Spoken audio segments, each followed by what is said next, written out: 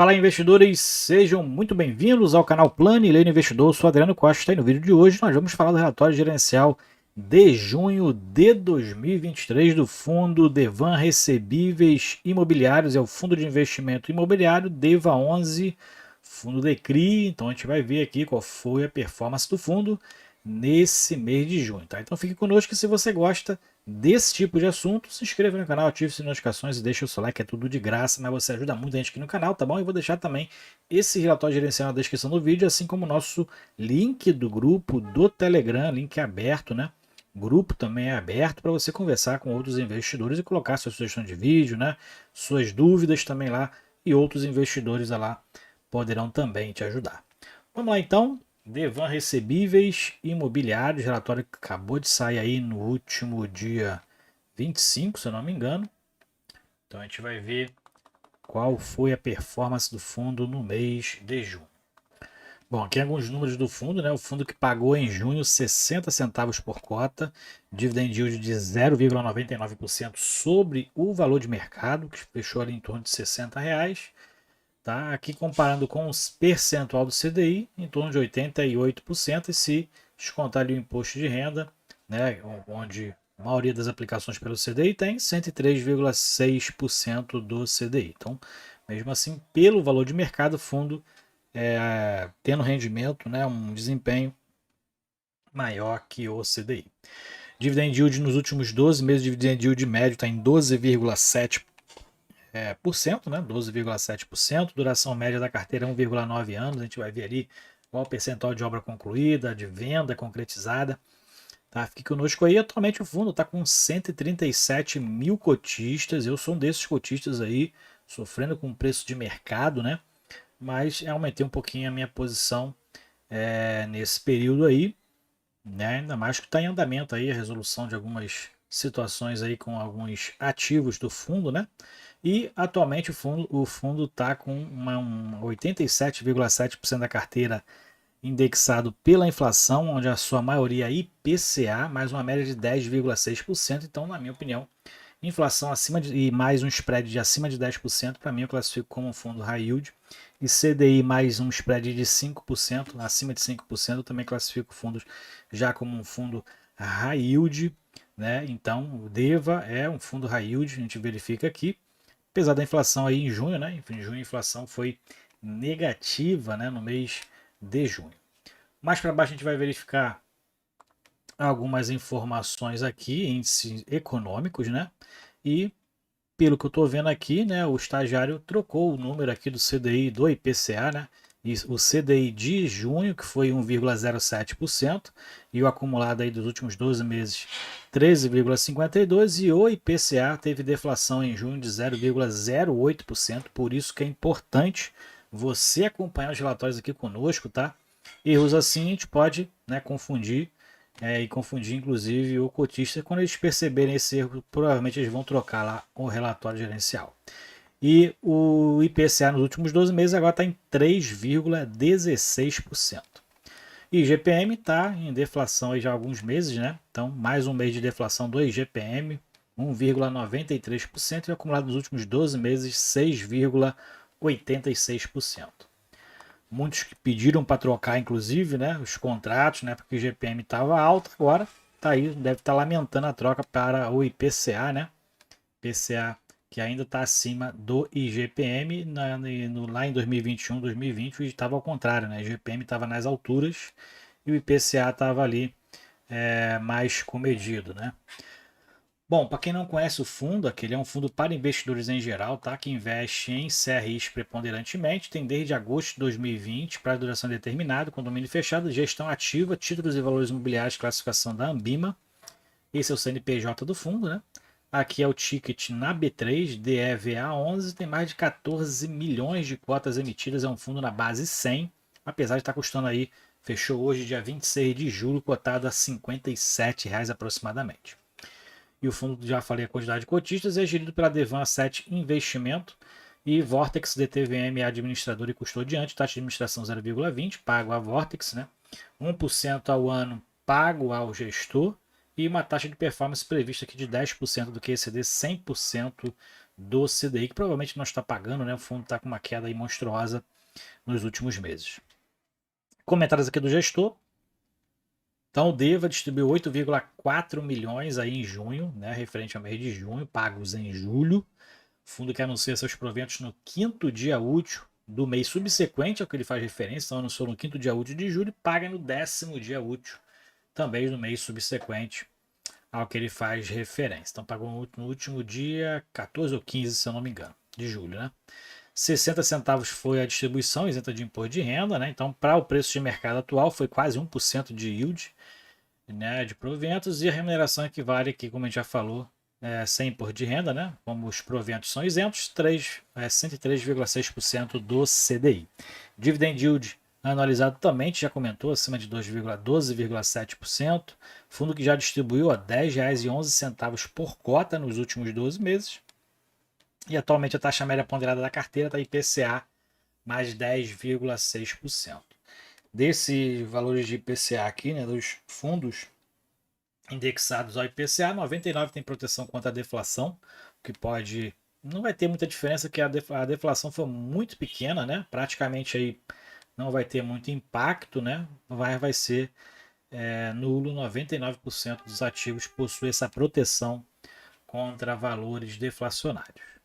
Bom, mais para baixo a gente verifica aqui, inclusive, como eu já tenho falado em alguns fundos, né, com essa preponderância em IPCA, vai ter um impacto aí, uma redução de forma suavizada, não por causa desse IPCA, mas é porque só vai pegar o mês de junho, mês de maio ainda, né, com IPCA positivo, mas a receita vai ter uma queda, né, de correção monetária, com certeza. A gente não sabe qual vai ser esse impacto, né, já que junho vai ter aí 21 dias úteis, né, julho, né, 21 dias úteis, vai pegar maio e junho, então o impacto vai ter um impacto sim de redução na receita, principalmente na correção monetária. Fundo que atualmente, ó, ele tem um patrimônio líquido de 1,3 bilhões de reais, tá? O valor patrimonial do fundo 94,89 e o de mercado 852 milhões de reais, 660 e 68 foi o fechamento. Então o fundo está muito abaixo. Não quer dizer que está barato, né? Mas o fundo está muito abaixo do valor patrimonial, e aqui são as datas de anúncio, né? Quinto dia útil e 10º dia útil, data de pagamento.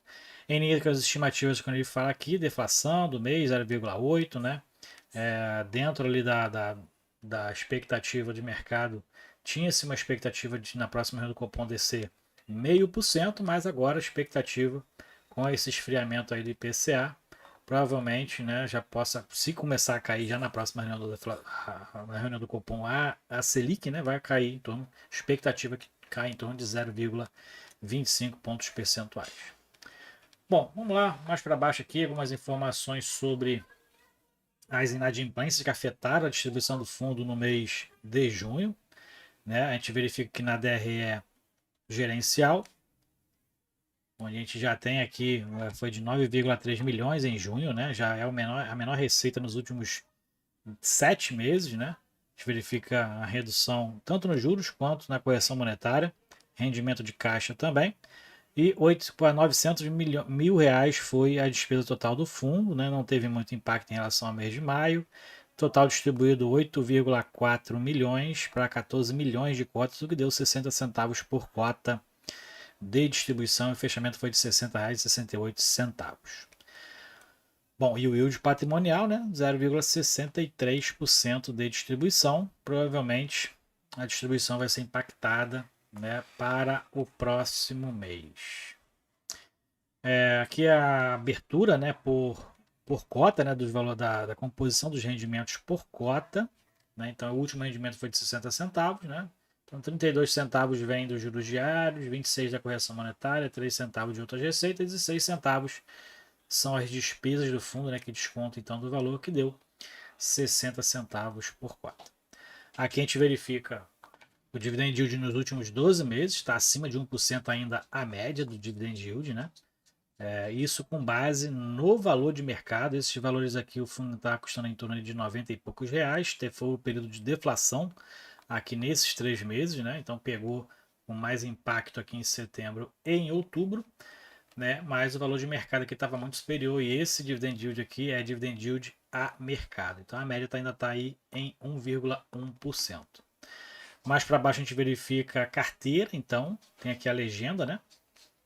Pagamentos em dia, pagamentos em prazo de carência e os inadimplentes. Então a gente verifica que os que tem mais percentual em relação ao fundo é o que tem aqui muitos com pagamento de carência, né? O WAM, o circuito de compras, está em pagamento de carência, circuito de compras pagando 50% dos juros, né? WAM também pagando aí um percentual de carência até dezembro de 23, né? A maioria. Pagamentos em dia, então a gente tem aqui o maior percentual do fundo, 7,16% dos CRIs individualizados, né? Sem contar os grupos que tem aqui, que nem era o grupo, né, lá do grupo GPK, né? Então, se contar individualizado, aqui o Xemin está em incorporação vertical, né? É uma subordinação única, IPCA mais 11,2%, né? Muito high yield aí, e percentual de 7,16% está em dia. E mais para baixo a gente vê algumas inadimplências do grupo GPK, que é o grupo GPK, GVI, tudo GPK, tá? Para Brasil Parques, Aquaprime, é tudo do mesmo grupo, estão ainda inadimplentes, né? Representa aí mais de 15% da carteira. Né? Tem alguns aqui também que estão inadimplentes, que a gente vai falar um pouco mais para baixo, mas a maioria aqui está verde, né? Então aí com pagamentos em dia, alguns ainda em negociação, em prazo de carência, né? Em prazo de carência, outros aí inadimplentes ou em negociação. Esse é o status aqui. Né? O pagamentos em dia caiu um pouquinho em relação ao relatório de maio, caiu aqui em menos de 1%, né? Pagamentos em prazo de carência teve um aumento aqui de alguns pontos percentuais, acho que se não me engano era 15%, foi para 19%. Inadimplentes em processo de execução de garantias teve uma queda, era 16%, e aqui também teve uma queda. Inadimplentes em renegociação também teve uma queda de em torno de 1%.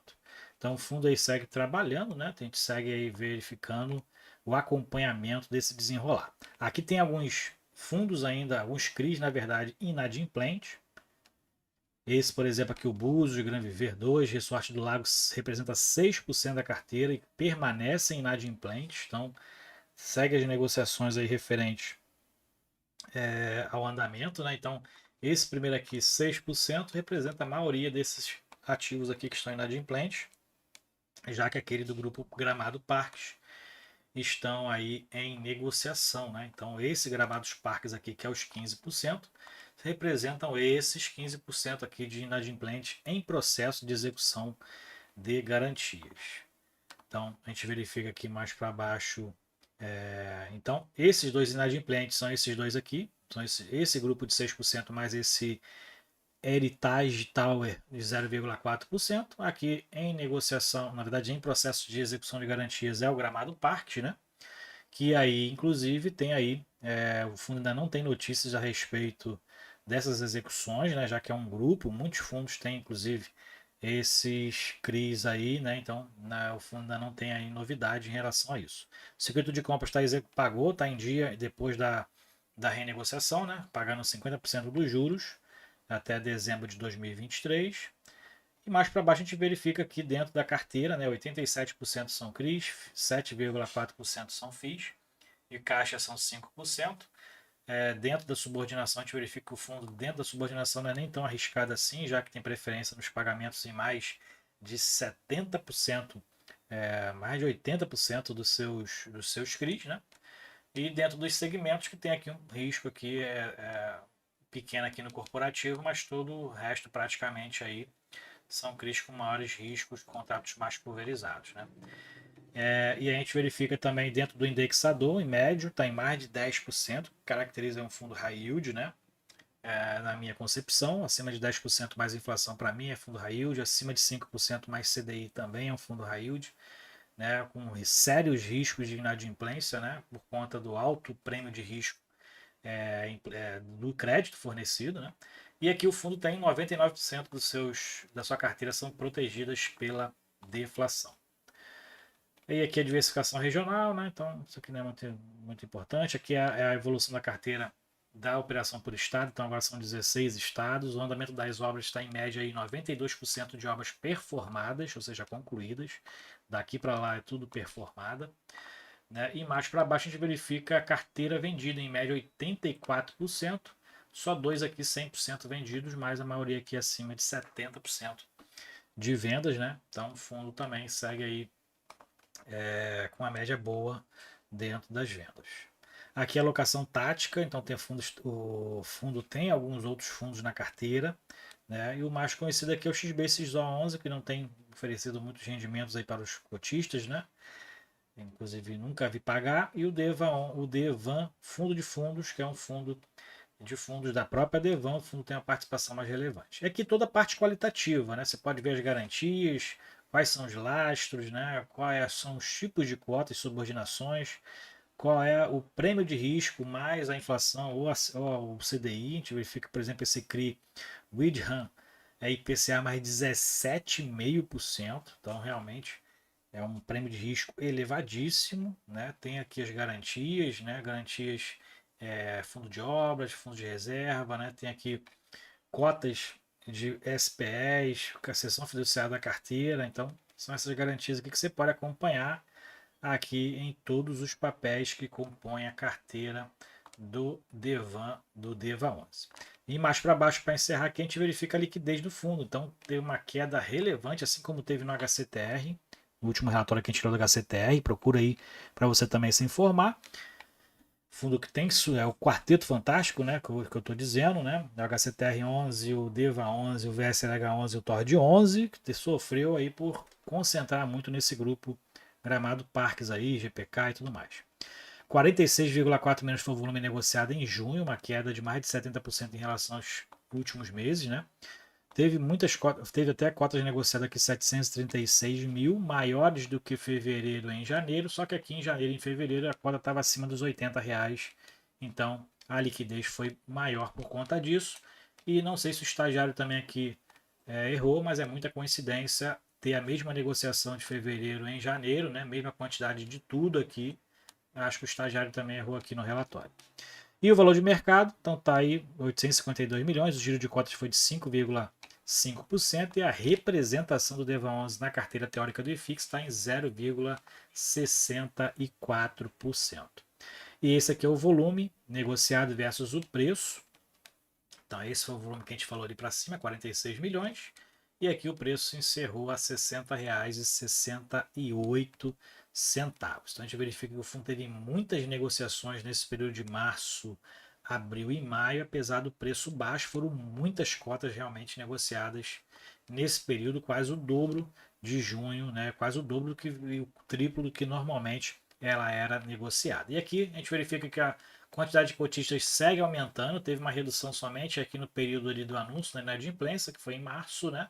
Depois a carteira aí de quantidade de cotistas segue aumentando também nesse período. E aí acompanhe com a gente então aqui as informações do DEVA 11, tá? Para você ficar atento aí na evolução, se o fundo vai recuperar, se não vai, como é que está em relação à carteira, essas inadimplências. A gente verifica que o fundo está em processo aí de antecipação, né? De liquidação antecipada ali do grupo maior, que era esse grupo GPK, né?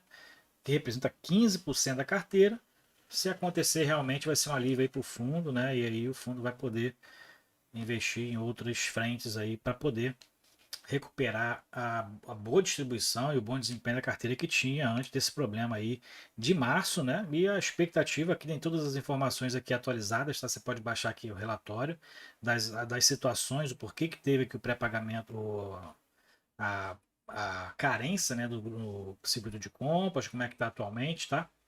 E acompanhe com a gente aqui o desenvolvimento aqui dessas informações. Não teve muitas modificações em relação ao relatório anterior, tá? E acompanhe com a gente aí, porque os relatórios gerenciais é o básico que você tem que acompanhar se você é um investidor de FIA. Tá bom? E o nosso canal é exclusivo para isso, relatórios gerenciais principalmente, para a gente poder acompanhar o que a gestão está fazendo nos fundos aí negociados na bolsa. Se você gostou do vídeo, então deixe seu like, se inscreva no canal. Até o próximo vídeo. Tchau, tchau.